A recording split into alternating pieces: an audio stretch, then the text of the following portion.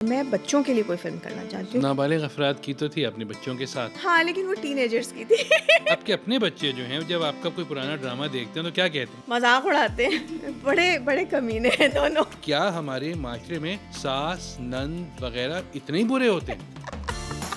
ये आप मुझसे मेरी ज़ाती राय पूछ रहे हैं? नहीं, आपसे आपकी एक्सपर्ट ओपिनियन। मैंने ये स्क्रिप्ट पढ़ा था ना, तो फ़ौरन मेरे ज़हन में ख़्याल आया था, यार ड्रामा लिखा हुआ है, कहाँ होता है असली में ऐसा। यूट्यूब पे नीचे कमेंट्स पढ़ना शुरू किया हमने। 80% लोगों ने ये लिखा था, हमारे साथ तो ये हुआ हुआ है। देन आई रियलाइज कि वाकई में ऐसा होता है। टैलेंट के बजाय आप देखते हैं कि सोशल मीडिया पे फॉलोइंग कितनी है। कास्टिंग के वक्त अब ये बात देखी जाती है। मैं हमेशा से एक्टिंग करना चाहती थी, मैं हीरोइन बनने नहीं आई थी। वन फाइन डे मुझे ख्याल आया कि मुझे एक्टिंग करनी है और मॉडलिंग करनी है। मुझे बहुत बुरी तरह रिजेक्ट किया गया और मुझे बहुत अजीब गरीब मशवरे दिए गए, मैं अपनी नाक की प्लास्टिक सर्जरी करवा लूँ। और मुझे ये भी कहा गया कि बीबी ना आपकी आवाज़ अच्छी है, ना आपकी अदायगी अच्छी है, आप तो अपना वक्त ज़ाया कर रही हैं। टीवी पे बैठ के एक्टर्स जो हैं वो एक्टर्स की बुराई कर रहे हो। आई थिंक हमें ज़रूरत नहीं है भाषण देने। पॉडकास्ट की नई एपिसोड के साथ मैं हूं उमैर अलवी और आज मेरी गेस्ट हैं ओरिजिनल बेबी बाजी फ़ायज़ा हसन। जी फ़ायज़ा, अस्सलाम वालेकुम। अस्सलाम वालेकुम। क्या हाल चाल हैं आपके? मैं ठीक हूँ। नन ड्रामे में तो आप बहुत डेंजरस आई थी, आम जिंदगी में आप इतनी डेंजरस हैं नहीं, तो कैसे पुल ऑफ किया आपने वो ड्रामा? आपको क्या पता मैं डेंजरस हूँ कि नहीं हूँ? अभी तो नहीं लग रही। अक्सरियत को नहीं लगती हूँ, अचानक हो जाती हूँ। मगर वो जब ड्रामा आपको ऑफर हुआ था तो आपको खुद नहीं हुआ कि आपने देखें विलन तो आप आई होंगी हैं ड्रामों में, लेकिन आपने इतना फुल थ्रॉटल विलन नहीं किया है, कैसे किया फिर आपने? स्क्रिप्ट तो मैंने पढ़ा था, आई लव्ड इट। ठीक है, इट वाज एक मेरे लिए चैलेंज था और मैंने कहा कि हाँ ठीक है, मैं बिल्कुल करूँगी और मैं ऐसा करूँगी कि बस। लेकिन आई थिंक उसका जो बहुत सारा क्रेडिट है वो डायरेक्टर को जाता है, ज़ीशान अली ज़ैदी को, कि उसने मुझसे करवा लिया। और हम जब कर रहे होते हैं तो मुझे एटलीस्ट अंदाज़ा नहीं होता कि क्या कैसा जाएगा। तो वो उन लोगों ने फिर आई थिंक प्रोडक्शन टीम ने, एडिटर ने, डायरेक्टर ने मिलके उसको बहुत बना लिया। एंड अच्छी बात ये हुई कि ड्रामा जितना शूट हुआ था उसके बाद वो फ़ौरन ऑन एयर भी होने लगा। तो आई थिंक डायरेक्टर को बहुत चीज़ें समझ आ रही थी कि किस सिमत में लेकर जाना है। और फिर वो मुझसे बाकायदा बताता था, कहता था इसको ऐसे करें और मैं कर लेती थी। मैं कभी भी अपनी मर्ज़ी नहीं चलाती हूँ एज एन एक्टर। जो मुझे कहा जाता है मैं वो करके दे देती हूँ, बिकॉज उन लोगों को ज़्यादा बेहतर पता होता है, क्योंकि बाद में सीन तो वो लोग बनाते हैं। तो मेरे ख्याल में मैंने उन पर ट्रस्ट किया था और उन्होंने उसको इतना डेंजरस बना दिया। मैंने नहीं किया था इतना। मगर फिर वो जो एक एक स्विच आया कि आपकी जगह जवेरिया को लेके आया, उस पर बहुत कंट्रोवर्सी भी हुई। उसको लोगों ने ये भी कहा कि इंडियन ड्रामा बना दिया है आपने, और उसमें आप जो थी उसके बाद आपने कुछ कहा नहीं उसके बारे में। मुझे कहने की ज़रूरत क्या थी? मगर आप वो एसोसिएटेड तो आप ही से था ना ड्रामा, हाँ, और सब कुछ चल रहा था ठीक ठाक, अचानक वो ढन हाँ, शिक्षक। हाँ। असल में बात ये थी कि मेरा एग्रीमेंट जहाँ तक था वो मैंने पूरा मुकम्मल काम करवाया था। उस ज़माने में मैं इंग्लैंड में रहती थी, तो मैंने आकर काम कराया था और मैं वापस चली गई। और फिर जो है वो उनको कुछ और आई थिंक चेंजेस करने थे और अनफॉर्चुनेटली मुझे अप्रोच किया गया था, लेकिन मैं बदकिस्मती से उस वक्त आ नहीं सकती थी पाकिस्तान। तो फिर जो है वो उन्होंने किया जवेरिया ने। और मुझे वैसे इस बात का बड़ा फ़ख्र है, क्योंकि मैंने जवेरिया का काम हमेशा से उनको देखा हुआ है और मुझे बड़ा फ़ख्र है कि अगर किसी ने मेरे बात किया तो उन्होंने किया, क्योंकि वो उसको बहुत अच्छे तरीके से लेकर चली। तो मेरे लिए तो बड़े एजाज़ की बात है कि अगर मैं गई और कोई और आया तो वो जवेरिया आई। नंद किसी और के हिस्से में आता अगर ये कैरेक्टर, तो उसके पास लाइन लग जाती ऑफिस की, और यकीनन आपके साथ भी ऐसा हुआ। लेकिन आप काम ज़्यादा करने के बजाय काम कम करने लगी, इसकी क्या वजह? एक तो देखिए मैं मुल्क से बाहर थी और मैं बहुत ज़्यादा पाकिस्तान में उस वक्त नहीं गुजार सकती थी। दूसरा ये कि देखिए वही बात, नंद कर लिया ना, अब हो गया। अब कुछ और करना है, तो मैंने इसीलिए थोड़ा ब्रेक भी दे दिया। मुझे उसी जो कि हमारे यहाँ होता है कि एक आपका किरदार हिट हो जाए तो फिर आपको उसी तरह के ऑफ़र होने लगते हैं। वही मेरे साथ भी हो रहा था, तो वो फिर मैंने इसलिए सोचा कि थोड़ा रुक जाया जाए। एक सवाल जो आपसे आप ज़्यादा बेहतर बता सकेंगी, क्या हमारे माशरे में सास, नंद वगैरह इतने ही बुरे होते हैं? ये आप मुझसे मेरी ज़ाती राय पूछ रहे नहीं, हैं? आपसे आपकी एक्सपर्ट ओपिनियन, क्योंकि आप इतनी एक्सपर्ट नंद बन चुकी हैं। हाँ, पता है क्या, देखिए मेरी ज़ाती ज़िंदगी में मैंने ये सब चीज़ें खुशकिस्मती से नहीं देखी। और जब मैंने ये स्क्रिप्ट पढ़ा था ना, तो फ़ौरन मेरे जहन में ख़्याल आया था, यार ड्रामा लिखा हुआ है, कहाँ होता है असली में ऐसा। लिटरली मेरे जहन में ये बात थी। अच्छा, ड्रामा बन गया, हमने भी काम करना शुरू कर दिया, हो गया। उसके बाद मुझे याद है पहली दूसरी किस्त ऑन एयर हुई है, मैं और डायरेक्टर बैठे, हम यूट्यूब पे नीचे कमेंट्स पढ़ना शुरू किया हमने, और मैं पढ़ती गई और मैं हैरान होती गई, क्योंकि उसमें 80% लोगों ने ये लिखा था, हमारे साथ तो ये हुआ हुआ है, हमारी हमसे शादी के कुछ दिन बाद जेवर उतरवा लिया गया, हमारी नंद ये थी, और इस तरह की बातें लिखी हुई थी। तो देन आई रियलाइज़ कि वाकई में ऐसा होता है, वरना सच्ची बात है मुझे नहीं पता था। I always thought that it's just a piece of fiction that I am doing. असली में कहाँ होता है ऐसा, मगर भाई 80-90% कमेंट्स में ये लिखा होता था। सो इसका मतलब है कि होता है। अब मेरे ख़्याल में अब मैं मुझे लगता है कि हमारे सब कॉन्टिनेंट में ये मसला है, unfortunately, because of the joint family system, जिसका हमारे मज़हब में तो कहीं कोई ऐसी बात है ही नहीं, लेकिन हम चूँकि सब कॉन्टिनेंट में इस तरह रहने के आदी हैं, तो इसीलिए मेरे ख़्याल में कॉम्प्लिकेशन ज़्यादा होती हैं, बिकॉज साथ रहने से ज़रा इख्तलाफात होने लगते हैं, और ये होता है। सो मेरे ख़्याल में ऐसा होता है। अब मुझे स्क्रिप्ट करने के बाद मुझे यकीन आ गया कि ऐसा होता है। अगर इस वक्त कहा जाए कि आप एज एन एक्ट्रेस अपनी सेकंड इनिंग्स खेल रही हैं तो गलत नहीं होगा। एक ऐसी एक्ट्रेस जिसने सफ़े अव्वल की हीरोइन का रोल अदा किया हो, अब उसके लिए ट्रांजिशन टुवर्ड्स कैरेक्टर एक्टिंग कितना मुश्किल है? मेरे लिए तो बिल्कुल मुश्किल नहीं था, क्योंकि मैंने कभी भी अपने आप को हीरोइन कैटेगरी में समझा ही नहीं था। मैं हमेशा से एक्टिंग करना चाहती थी, ठीक है। और जब मेरी उम्र कम थी, मैंने तकरीबन आई वाज 21-22, नहीं, हाँ आई वाज 22, मैं कोशिश 20 साल की उम्र से कर रही थी, और मैं हमेशा से एक्टिंग करना चाहती थी। मैं हीरोइन बनने नहीं आई थी, लेकिन मुझे कोई चांस नहीं देता था। तो फिर मैंने कहा मैं क्या करूं, तो मैंने इश्तिहारों के ऑडिशंस दिए और मुझे कमर्शियल्स बहुत मिलने लगे। तो 2 साल मैंने सिर्फ कमर्शियल्स किए, और मेरे ख़्याल में उस वक्त मुझे कैमरा फेस करना आ गया, तैयार शैयार होना आ गया। तो उसकी वजह से फिर जब मैं तकरीबन आई थिंक आई वाज 22, तब मुझे प्रोजेक्ट पहला एज ए मेन लीड मिला, हीरोइन जो आप कह रहे हैं। तो मुझे बड़ी खुशी हुई, लेकिन मुझे कोई वो नहीं था कि अब मैं हीरोइन बन गई हूँ और अब मैं कुछ और नहीं बन सकती। नहीं, मुझे बस मुझे एक्टिंग करनी थी। और मेरे जिन लोगों को देखकर मैं आई अदाकारी की तरफ, वो भी कोई हीरो नहीं थे या हीरोइनें नहीं थी, वो एक्ट्रेसेस और एक्टर्स थे। तो मैं हमेशा से यही करना चाहती थी। इस वक्त आपका जान से प्यारा जूनी ड्रामा जो है वो चल रहा है और काफ़ी मकबूल भी हो रहा है, लेकिन मुझे जो उसमें आर्ग्यूमेंट है वो ये कि वही लव ट्रायंगल, मतलब हम पिछले 20-25 साल से एक ही लव ट्रायंगल में फंसे हुए हैं, हम इससे बाहर क्यों नहीं निकल रहे? क्या स्क्वायर या ऑक्टागन पेंटागन करें, बना लें, क्या कर करें? लेना, कुछ तो करें, ट्रायंगल से निकले तो बाहर। एक लड़का दो लड़की, हाँ, दो लड़के एक लड़की, हाँ, तो क्या रेक्टेंगल बनाएं, क्या रेक्टेंग करें? कुछ भी कर लें, इससे तो निकले। कोई और स्टोरी नहीं है कि कोई एक लड़का एक लड़की, उनकी भी स्टोरी हो सकती है, हाँ, एक सिंगल लड़के की एक सिंगल लड़की की भी स्टोरी हो सकती है। वही हम सफ़र वाला फॉर्मूला, हाँ, 3 लोग फंसे हुए हैं उसी में चल रहे हाँ, हैं। क्या करूं फिर मैं? आप बात करें, तनाव से बात सीनियर सीनियर हैं करूं, आप। मोमिना तो रैत से बात करूं। हाँ, देखिए, अब मैं स्क्रिप्ट्स में सच्ची बात है मैं नहीं बोलती, और मुझे तो जो जैसा मिलता है ना मैं कर लेती हूँ। I don't analyse it honestly. So I think मैं इस बात पे कुछ ज़्यादा अच्छा जवाब आपको दे नहीं सकूंगी। अच्छा, जब आपको ये ड्रामा ऑफर हुआ तो आपने क्या देख के हामी भरी? मैंने पूरा स्क्रिप्ट पढ़ा था, और मुझे बड़ा अच्छा लगा। हालांकि बाज़ लोगों ने, मुझे याद है कि शुरू में वहाँ के, अरे फिर वही बहन का रोल कर रही हो तुम, फिर तुम वही नंद बन जाओगी। तो मैंने कहा कि नहीं, ये फ़र्क रोल है। और ठीक है, हर ड्रामे में हीरो भी किसी का भाई होता है, किसी की कोई हीरोइन भी किसी की बहन होती है, और ये तो होता ही है, रिश्ता तो होता है।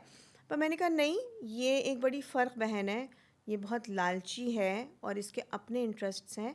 और मेरे जहन में ये बात थी, और thanks to the director Mir Sikandar, मैंने उनसे डिस्कस किया और मैंने कहा कि आप इसको किस तरह देख रहे हैं, क्या चाह रहे हैं। और मीर सिकंदर बड़ा क्लियर हेडेड डायरेक्टर है। उसने मुझे बताया कि मेरे जहन में सफ़ीना का किरदार ये है। मैंने कहा हाँ ठीक है, मेरे जहन में भी बिल्कुल यही है, और हम इसको इसी तरह लेकर चलते हैं। तो मैंने पूरी कोशिश की कि नन से तो ये बहुत फ़र्क हो, जो कि है। और चटपटा बनाना, देखें, हमारी ज़िम्मेदारी होती है बतौर अदाकार, मुझे लगता है कि लोग उसको देखें, बिकॉज़ एक कमर्शियल प्राइम टाइम का ड्रामा है, अगर मैं उसमें बोरियत वाली एक्टिंग कर लूँगी या बोरिंग नज़र आऊँगी तो लोग पसंद नहीं करेंगे। आपने अभी ये बताया कि आप जब एक्टिंग में आई थी तो आपको 2 साल शुरू में मसला हुआ। मेरा अगला सवाल आपसे यही था कि जिस वक़्त आप आई हैं उस वक़्त आउटसाइडर्स जो थे उनको स्ट्रगल करनी पड़ती थी। बहुत, हाँ, बहुत। तो आपका जो 2 साल का ये एज़ अ मॉडल आपने जो टाइम गुज़ारा इससे कितना फ़ायदा हुआ फिर?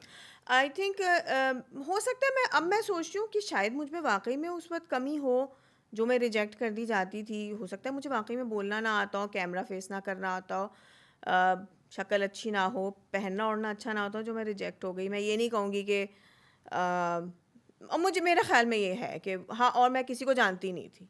वन फाइन डे मुझे ख़्याल आया कि मुझे एक्टिंग करनी है और मॉडलिंग करनी है। तो मैंने अपनी अम्मी को कहा, अम्मी ने कहा अच्छा ठीक है कर लो, तुम जानती हो किसी को? मैंने कहा नहीं। सो मैंने खुद ही देखना, गौर करना शुरू किया और मुझे बहुत बुरी तरह रिजेक्ट किया गया और मुझे बहुत अजीब-गरीब मशवरे दिए गए कि मैं अपनी नाक की प्लास्टिक सर्जरी करवा लूँ और ये करा लूँ, वो करा लूँ और बहुत अजीब-अजीब बातें। और मुझे ये भी कहा गया कि बीबी ना आपकी आवाज़ अच्छी है, ना आपकी अदायगी अच्छी है, आप तो अपना वक़्त ज़ाया कर रही हैं। तो मॉडलिंग इस हवाले से हम बहुत वेलकमिंग इंडस्ट्री है, अभी तक है कि मैंने अपनी जाके फ़ोटोग्राफ़र से पोर्टफ़ोलियो बनवाया नदीम ख़ान से और वो मैंने जाके एजेंसियों में डिस्ट्रीब्यूट किया और मुझे कॉल्स आने लगी, स्क्रीन टेस्ट की, मैं जाकर वो भी दे देती थी। उस दौरान हाँ, मुझे थोड़ा मैंने भी अपने ऊपर ध्यान दिया, बाल-वाल लंबे किए, मेकअप-शेकअप करना मुझे आया, मुझे वो नहीं आता था। फिर मैंने आयशा जलील जो थी डायरेक्टर, उन्होंने मुझे पहला चांस दिया। साइमा रशीद मेकअप आर्टिस्ट थीं, तो उन्होंने मुझे मेकअप सिखाया। सच्ची बात है, साइमा रशीद मेरे मुँह पे मेकअप करती थीं, साथ-साथ बताती जाती थी, देखो मैं तुम्हारे मुँह पे ये लगा रही हूँ, ये ऐसे लगाते हैं, ये ख़रीदो ये। सो इन सब ने बड़ा मुझे हेल्प किया और मेरे ख़्याल में मैं 2 साल में इस काबिल हो गई थी कि प्रेज़ेंटेबल हो जाऊँ। हाँ, डायलॉग डिलीवरी और वो सब आई थिंक उसकी मुझे उस वक़्त भी अक्ल नहीं थी। क्योंकि जो मेरा पहला ड्रामा था पीटीवी का, साहिल की तमन्ना, तो शाहिद इकबाल पाशा ने मुझे बुलाया, उन्होंने भी मेरी तस्वीरें देखी थी। उन्होंने कहा कि एक्टिंग तो नहीं की है? मैंने कहा नहीं की है। उससे पहले मैंने छोटे-मोटे रोल किए थे ड्रामों में। बिल्कुल वो जो एक सीन वाले होते हैं ना वो, जिसमें भी एक दफ़ा एक बड़ी मशहूर एक्ट्रेस थी, उन्होंने मेरी लाइनें कटवा दी थी because she thought I was wasting time. तो तो उन्होंने कहा कि एक्टिंग तो की नहीं अब है। आप उनकी लाइन कटवा दीजिए कि मौका मिले आपको। नहीं, मैंने उनके साथ अभी तक काम नहीं किया है and I will never do that. I मैं हमेशा अपने आप को याद दिलाती हूँ जब मैं किसी नए एक्टर के साथ काम करती हूँ तो मुझे फ़ौरन वो टाइम याद आता है और मैं हमेशा जो भी एक्टर होता है उसके साथ बहुत अच्छे से रहती हूँ, उसके साथ लाइनें रिहर्स करती हूँ और मैं जितना उसको कंफर्टेबल कर सकती हूँ मैं कोशिश करती हूँ करूँ, बिकॉज़ मुझे अपना टाइम याद आता है कि मेरे साथ क्या किया गया था। जब आप आई थीं उस वक़्त प्राइवेट प्रोडक्शन स्टार्ट हो रही थी बिल्कुल, और अब वो दरख़्त जो है बढ़ के इंडस्ट्री बन गई है अब इंडस्ट्री तो बन गई है। माशाल्लाह। उस वक़्त के ड्रामों में और इस वक़्त के ड्रामों में आपको क्या चीज़ बेहतर लग रही है? क्या आपको कमी-पेशियाँ लग रही हैं? देखिए प्रोडक्शन क्वालिटी तो कहीं से कहीं पहुंच गई है, ठीक है? हम तो हँसते हैं, हम तो वो थे जो क्रू वैन में सामान के साथ बैठ के पिक एंड ड्रॉप होता था, हम वो हैं। हम अपने कपड़े खुद इस्त्री करते थे, एक असिस्टेंट होता था, अपने कपड़े खुद इस्त्री करके पहनते थे और कंटिन्यूटी जो है वो उस वक़्त कैमरे नहीं होते थे उस तरह, तो कंटिन्यूटी लिखी जाती थी और बाज़ औक़ात ड्राइंग बनी हुई होती थी उस शर्ट की या उस ज्वेलरी की। मैं उस टाइम से जी हूँ, ठीक है? हाँ। तो अब ये सब चीज़ें, अब तो जो नए असिस्टेंट्स आते हैं उनको बोलो तो उनके मुँह खुले रह जाते हैं कि ये भी टाइम था। ये चीज़ें बहुत अच्छी हुई हैं, प्रोफ़ेशनलिज़्म बहुत आया है, बहुत ज़्यादा आया है। कोई पैसे आपके नहीं लेके भाग सकता, मेरे तो नहीं भागे अभी तक लेकर, अल्लाह का शुक्र नन है। देखा हुआ है उन्होंने। तो ये चीज़ें बहुत अच्छी हुई हैं, लेकिन ज़ाहिर-सी बात है प्रोज़ एंड कॉन्स हर जगह होते हैं। अब चूँकि पैसा बहुत इन्वॉल्व हो गया है, तो आई थिंक हम सबके इंक्लूडिंग मैं अपना भी कहूँगी, दिमाग में कमर्शियलिज़्म बहुत आ गया है, मेरे भी ज़हन में है, पैसे और चूँकि इंडस्ट्री बन गई है तो अब पैशन की कमी हो गई है। अब वो पहले जो था ना वो सारी प्रोडक्ट आउट ऑफ पैशन आप पैसे बनाते आ थे। गए तो पैशन कम हो गया। हाँ, ये हुआ। बिकॉज़ चैनल का पेट भरना है आपने, लोगों को आपने बनाकर देना है, तो अब वो पैशन नहीं रहा है, शौक नहीं रहा है। नए एक्टर्स को अगर देख लें तो आप जो अभी बता रही हैं कि आपने किस तरह से काम किया है, इनके पास मौका भी है, पैसा भी है, इंटरनेशनल एक्सपोज़र भी है, उसके बावजूद फिर वो वाली मेहनत क्यों नहीं नज़र आती जो आप लोग की आती थी? मैंने कहा ना, पैसा पैसा जो है ना वो आपको कहीं का नहीं छोड़ता। आप देखते हैं कि आपको पैसा मिल रहा है। हमें पहले ये होता था कि हमने अपने आप को साबित करना है कि हम एक्टर हैं, मैं कर सकती हूँ। अब जो है वो ये चीज़ इतनी नहीं रही है। अब अभी भी है बहुत से, ऐसी बात नहीं है, लेकिन अब ये होता है कि पैसे, और मैं 8 to 9 टाइम स्लॉट की एक्ट्रेस बन जाऊँ, और मैं ये हो जाऊँ, मैं वो हो जाऊँ। अच्छी एक्ट्रेस हूँ या नहीं हूँ, it doesn't matter most of the time now, unfortunately. बस ये होता है। अभी आपने बताया कि आप नंद ड्रामा जब कर रही थी तो आप इंग्लैंड में थी, अब आप यहाँ वापस आ गई हैं। जी। जो इंग्लैंड आप गई थी या शादी के बाद, उससे आपके करियर को एज एन एक्ट्रेस कितना फ़र्क पड़ा? नहीं, शादी के बाद नहीं गई थी मैं, शादी के बहुत अरसे बाद गई थी। हालांकि जब मैं इंग्लैंड मूव हो रही थी तो मेरा इरादा था कि मैंने अब एक्टिंग छोड़ दी है और अब बस ख़त्म, अब चले गए। बहुत से एक्टर्स ये होते हैं, वो अब्रॉड चले जाते हैं और ख़त्म हो जाता है, और वो मेरे भी जहन में यही था। बट अनफॉर्चुनेटली या फॉर्चुनेटली वट एवर, मेरे साथ ऐसा हुआ नहीं, क्योंकि मेरे ख्याल में इंग्लैंड जाने के कोई 6 महीने बाद ही मुझे एक ऑफ़र आ गई। तो मैंने उनसे कहा कि आपको टिकट देना पड़ेगा। उन्होंने कहा ठीक है। वाह! तो मैंने कहा यार ये तो अच्छा है। एंड उस जाने के 6 महीने बाद आई रियलाइज़ कि मैं अपना काम कितना मिस कर रही हूँ। मुझे अंदाज़ा हुआ कि मैंने अपने इस काम को बड़ा हमेशा ना फॉर ग्रांटेड लिया था, तो मैं बहुत मिस कर रही थी। तो फिर मैं आ गई, फिर मैंने वो सीरियल मुकम्मल किया, मैं चली गई। उसके बाद पता नहीं क्या हुआ, होता ही चला गया। हाँ, प्रोजेक्ट करने की रफ़्तार कम थी, साल में मैं 1 से 2 प्रोजेक्ट कर पाती थी। फिर मुझे नबील कुरैशी ने फ़िल्म ऑफ़र कर दी, जो कि मेरे वहमो गुमान में नहीं था। बीबी बाजी, तो मेन कैरेक्टर। लोड वेडिंग, तो वो तो ख़ैर मेरे वहमो गुमान में नहीं था। फिर फ़िज़ा और नबील लंदन आए, आई मेट देम, और बस वो फिर वो होता चला गया। तो उसके बाद फिर मैंने एक और सीरियल की, फिर मैंने नंद किया इसी तरह, फिर मैंने एक और जियो का रमज़ान सीरियल किया था तेरे आने से। तो एज सच ब्रेक आया नहीं। I think thanks to the industry and the production houses and producers के, उन्होंने मुझे वो मुझे भूले नहीं, मैं तो यही कहूँगी। फिल्में आपने 2 ही की हैं, उसकी क्या वजह है? मतलब आप नबील कुरैशी के अलावा भी तो किसी के साथ काम करें, इतने लोग हैं। वो मेरे साथ कर वो लेना ना करना और चाह क्या। रहे होंगे यकीनन। तो कर ले, मैंने तो मना नहीं किया। जब आप इंग्लैंड से आ गई हैं, अब काम आएगा आपके पास। इंशाल्लाह, इंशाल्लाह, आई रियली वांट टू, मैं चाहती हूँ। और मुझे ना जो मेरा शौक़ है, मैं बच्चों के लिए कोई फ़िल्म करना चाहती हूँ, मेरी बहुत शदीद ख्वाहिश है। नाबालिग अफ़राद की तो थी अपने बच्चों के साथ। हाँ, लेकिन वो टीनेजर्स की थी। मैं मुझे ना छोटे बच्चों की फ़िल्म करने का बहुत ज़्यादा शौक़ है। भले से मैं उसके लिए अपनी आवाज़ दे दूँ या कोई किरदार करूँ, मेरा बहुत ज़्यादा दिल है। एंड होपफुली आई थिंक मैंने देखा है, जब मुझे कोई भी चीज़ करने का बहुत दिल चाह रहा होता है, तो वो चीज़ खुद ब खुद, अल्लाह का शुक्र है, मेरे पास आ जाती है। सो आई थिंक मुझे कोई ना कोई, अल्लाह करे, मिल जाए ऐसी ऑफ़र। मैं बच्चों के लिए कोई ड्रामा या फ़िल्म करना अच्छा, चाहती आपके हूँ। अपने बच्चे जो हैं, जब आपका कोई पुराना ड्रामा देखते हैं तो क्या कहते हैं?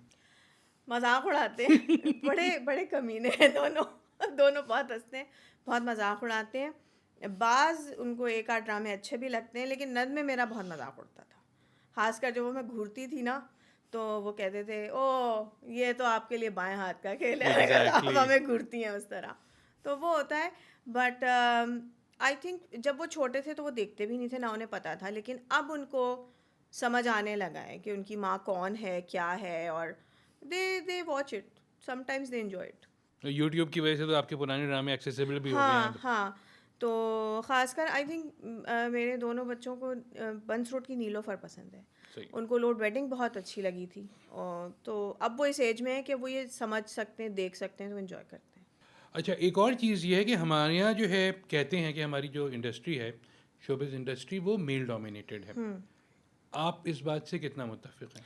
या आप अदाकारी के हवाले से कह रहे हैं या? जनरली ओवरऑल अदाकारी, प्रोडक्शन, डायरेक्शन, ओवरऑल। देखिए, अदाकारी के हवाले से तो ऐसी बात नहीं है, ठीक है? मेरे ख़्याल में बराबरी का मामला है। कभी-कभी मुझे लगता है औरतें ज़रा ज़्यादा हैं और हम लोगों की सुनी भी ज़्यादा जाती है। लेकिन हाँ, प्रोड्यूसर ज़्यादातर आदमी हैं, सिवाय सुल्ताना आपा, मोमिना दौरैद, उनके पूरे उसके अलावा और बहुत कम हैं फ़ीमेल प्रोड्यूसर्स। और इसी तरह यानी ये इन बिहाइंड द कैमरा हाँ, आदमी ज़्यादा हैं। इन फ्रंट ऑफ कैमरा मेरे ख़्याल में औरतें ज़्यादा हैं। तो ये चीज़ है, लेकिन मेरे ख़्याल में मैं अगर अपना ज़ाती तजुर्बा कहूँ तो मुझे कभी ये कोई जेंडर प्रॉब्लम मुझे नहीं नज़र आई, लेकिन मुझे अच्छा लगता है कि अगर डायरेक्टर औरतें हों, जो कि बहुत कम है और होनी चाहिए। मैंने भी रिसेंटली शहरज़ाद के साथ काम किया है। मुझे सबसे बड़ा ब्रेक मुझे सकीना सम्मो और फिर उसके बाद सुल्ताना सिद्दीकी ने दिया था, एंजलीन मलिक ने दिया था। तो आई थिंक औरतें होनी चाहिए। बिहाइंड द कैमरा औरतें कम हैं और होनी चाहिए, तो उससे मेरे ख़्याल में नए आने वालों के लिए ज़रा आसानी ज़्यादा होगी, लेकिन इतना मुझे कोई मसला हुआ नहीं। आपका अगर करियर ग्राफ देखा जाए तो आपको 24-25 साल होने वाले हैं इस इंडस्ट्री में, और आपने जो है from main lead to supporting actress जो है फुल काम किया है और अभी भी कर रही हैं।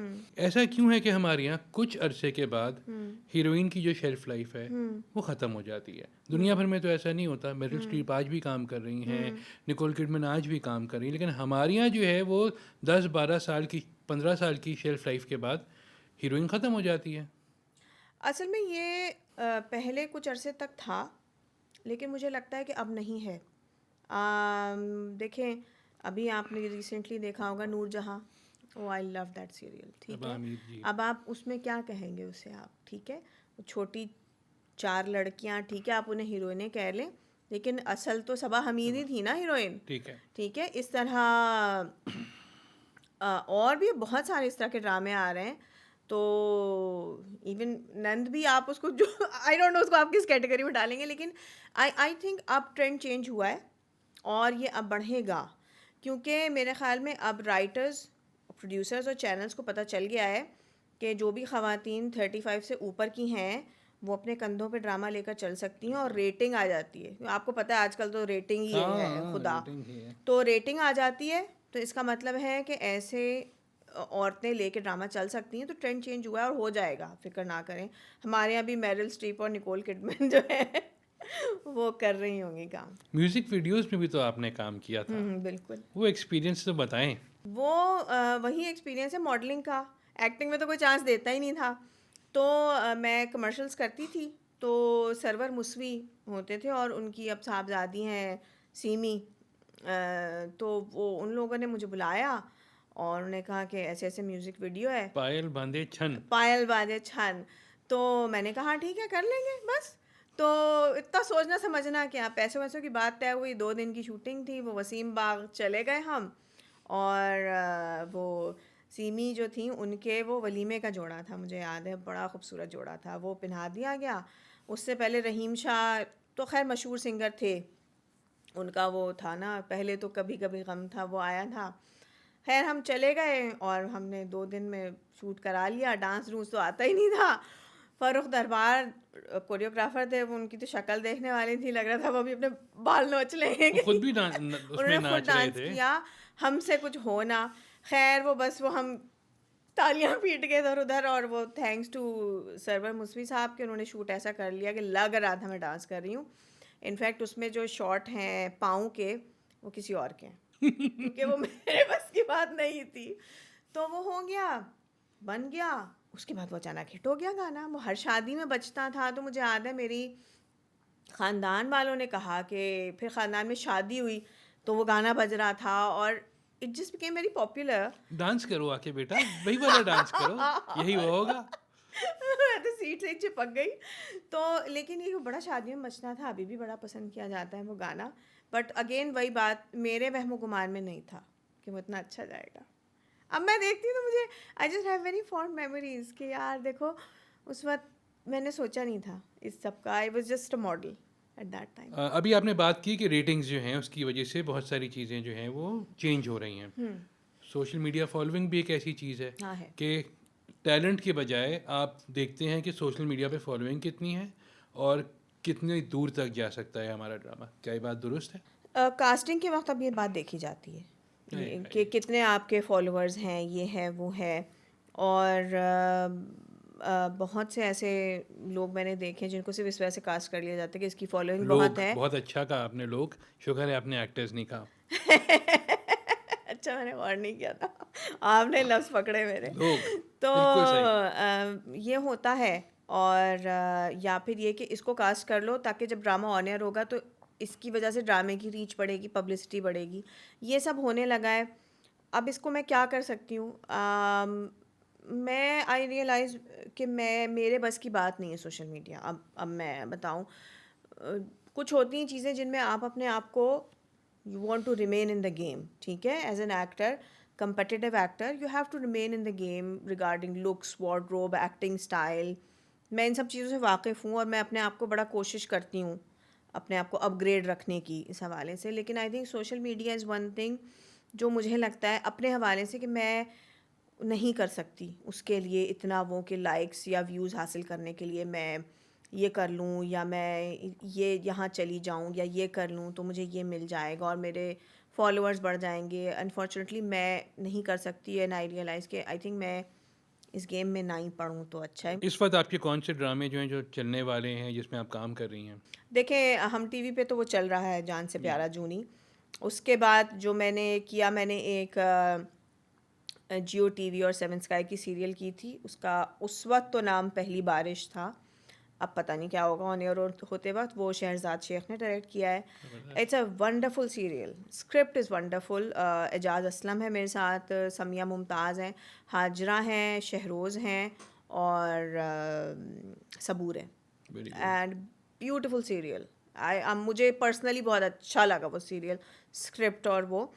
अब ऑन एयर होगा मुझे नहीं पता। उसके बाद मैंने अभी एक ARY के लिए मैं कर रही हूँ, उसका टाइटल अभी, नाम अभी उसका तय नहीं हुआ है। इट्स बिग बैंग ने उसको प्रोड्यूस किया है और it's by the same team जिन्होंने नंद बनाया था। तो लेकिन इसका मतलब ये नहीं कि वो नंद है ओके तो वो मेरे ख्याल में शायद आपको नवंबर के किसी मौके पे वो ऑन एयर हो जाएगा। हमारी शोबिस इंडस्ट्री में ऐसी कौन सी 3 चीज़ें हैं जिनको अगर ख़त्म कर दिया जाए तो सब कुछ सही हो जाएगा? डिसिप्लिन होना चाहिए, ठीक है? और मेरे ख़्याल में एक्टर्स को ट्रेंड करने की ज़रूरत है कि मोस्टली तो खैर बड़े सब तमीज़ से रहते हैं, लेकिन ये कि एक सीन कराने की तमीज़ होती है। जैसे इस वक्त मैं और आप बैठे हुए हैं तो हम मोबाइल पे नहीं लगे हुए, फ़ोन ना इस्तेमाल करें, सेल्फियाँ ना खींच रहे हों, हाँ, या गप्पे ना टिकटॉक, मार रहे हों, गप्पे ना मारे हो, टिकटॉक ना बना रहे हो, आई सो डोंट ना नो, रहे हों, सो ना रहे हो। यानी कमरे में जाकर भले सो जाएं जब आपकी ब्रेक आई हुई है, और ये कान में जो लगाया हुआ होता है, गाने सुन रहे होते हैं। हाँ, हाँ, हाँ। ये सब ना करें। और ये कि एक दूसरे को तंग ना करें और ये ना करें कि एक दूसरे को नीचा दिखाने की कोशिश ना करें। ये एक, आई थिंक, एक बुनियादी हर क्या कहें, एक जैसे तौर तरीक़े होते हैं ना काम करने के, ऑफ़िस जाने के तौर तरीक़े होते हैं ना, आप एक ऑफ़िस अटायर में होते हैं और एक तमीज़ से रहते हैं, इसी तरह एक्टिंग में के भी तौर तरीक़े होते हैं साथ में काम करने के। आई थिंक वो सीखने की हमें बहुत ज़रूरत है। और मोस्टली जो actors who are above 35, most of them, not all of them, आजकल एक और ट्रेंड भी चल रहा है, टीवी पे बैठ के एक्टर्स जो हैं वो एक्टर्स की बुराई कर रहे एंड होते this is very bad, this is so bad, this is so bad. मुझे बहुत अफसोस होता है क्योंकि ये देखिए हम एक ख़ानदान की तरह हैं, ठीक है? और ख़ानदान, वही पुरानी सोच, ख़ानदान की बातें बाहर नहीं जाती। हाँ, इसी तरह एक्टरों की बातें बाहर नहीं जानी चाहिए। लेकिन इसमें एक्टरों का अपना कसूर भी है। एक तो आप दूसरे एक्टर की बुराई कर रहे हैं, दूसरा आई थिंक हमें ज़रूरत नहीं है भाषण देने की, ठीक है? इस वक्त मैं और आप मुसलसल अपने काम के मुताल्लिक़ बातें कर रहे हैं और वही बातें कर रहे हैं। अब मैं बैठ के और चीज़ों की बातें करनी शुरू कर दूँ कि लड़कियों को ये करना चाहिए, लड़कों को वो करना चाहिए, मेरा काम नहीं है ये, मैं क्यों बोलूँ? हाँ, मेरी ज़ाती राय है, मुझे क्या ज़रूरत है आप सबको बताने की? तो एक्टरों को भी ध्यान रखना चाहिए कि काम से मुताल्लिक़ बात करें। अगर आपसे पूछा जाए कि आपका जो जितने ड्रामे आपने किए हैं उनमें से 3 ड्रामे जो यादगार तरीन आपके लिए रह गए तो आप किन के नाम लेंगी? नंद के अलावा। नंद सबको याद है अभी भी। आपका पहला जवाब नंद ही होना था, नंद नहीं। मुझसे अभी 2 दिन पहले किसी ने मुझसे, मेरे डायरेक्टर ने मुझसे पूछा कि आपने इतने सारे ड्रामे किए, आपको एक्टिंग वाइज अपना कौन सा ड्रामा अच्छा लगता है? मैंने कहा नंद। मैंने कहा इस वजह से नहीं कि तुम बैठे हुए हो और तुम डायरेक्टर थे, इस वजह से कि मेरे ख्याल में जो मॉडर्न डे एक्टिंग स्टाइल था, मेरे ख्याल में मैंने उसको अच्छे तरीके से मैं लेकर चली थी। लेकिन नहीं, मुझे अगर अपने ड्रामे पसंद आए तो मुझे ला हासिल बहुत पसंद है। वो अंजलि मलिक ने डायरेक्ट किया था, मुझे वो बहुत अच्छा लगता है। और फसी बारी ने एक लॉन्ग प्ले लिखा था, ओ मेरी अम्मू, मज़र मोइन ने डायरेक्ट किया था। वो पर्सनली मुझे बहुत पसंद है, उसका कॉन्सेप्ट और वो। और मुझे बंसरोड की नीलोफर बहुत अच्छा लगता है बिकॉज़ उसमें एक इनोसेंस थी। मेरा ख्याल में वो टाइम ही बड़ा इनोसेंट था हम सब के लिए, क्योंकि हम सब अगेन पैसे के पीछे, रेटिंग के पीछे नहीं थे। We were there to do a good project, we were there to do a good script.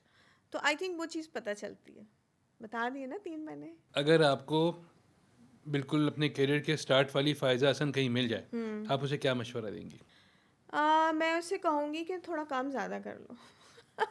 मैंने काम बहुत कम किया।